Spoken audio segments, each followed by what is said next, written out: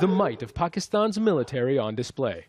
The kind of hardware any potential aggressor would have to face, including short-range tactical nuclear missiles for use in battlefield situations.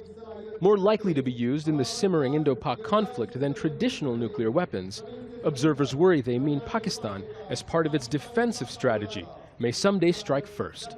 And as India, Pakistan, and neighboring China rush to modernize their nuclear arsenals, this is the kind of celebration of the tools of war that could be the beginning of a second nuclear arms race, this one in Asia. Zafar Jaspal is an expert on Pakistan's nuclear program. He says smaller countries have learned their nuclear lessons from bigger ones. Americans are reluctant to use the nuclear weapons against North Korea because North Korea has a nuclear weapon. Nuclear weapon is essential for preventing the nuclear blackmail, for preventing the nuclear strike. In addition to it, if the state is using, like Pakistan, as a force multiplier to bridge the gap between India and Pakistan in a conventional arsenal, definitely nuclear is very useful.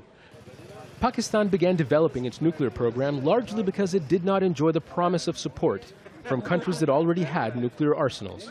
For the next generation, it's as important today as it was in 1971 when the program began.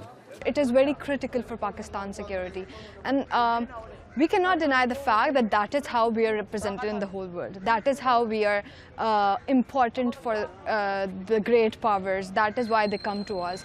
We are geostrategically important, and second, we are nuclearly important. We see that survival security is our foremost concern, so of course it is worth it, because if we are secure, if we survive, then we have to think about other things. If our survival is at stake, we cannot think about other things. For Pakistan's future leaders, the nuclear weapons program may be a deterrent against the existential threat that is posed by India. But for Pakistan's future followers, regular working men and women, their biggest concern is not India, it's feeding their families.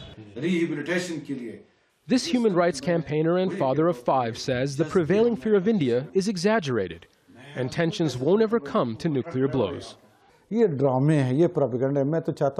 This is drama, this is propaganda. Whenever politicians come to power, they create drama to get money out of their countries. Indian people live in Peshawar, or you should look in India at how many Pakistanis live in India. This is all propaganda. What I wish for is an international committee to be formed to address this issue and put an end to all this drama. His wife is an educator and says continuously committing resources to weapons of war makes it nearly impossible to create the space needed for dialogue. Guns and these weapons are not the solution for the country or for progress.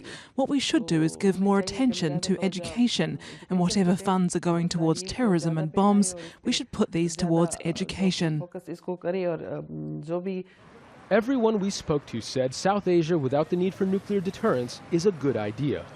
But no one thought they would see it in their lifetimes.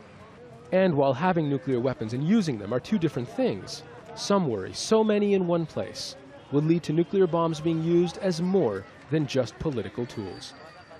Zein, Basravi, Al Jazeera, Islamabad.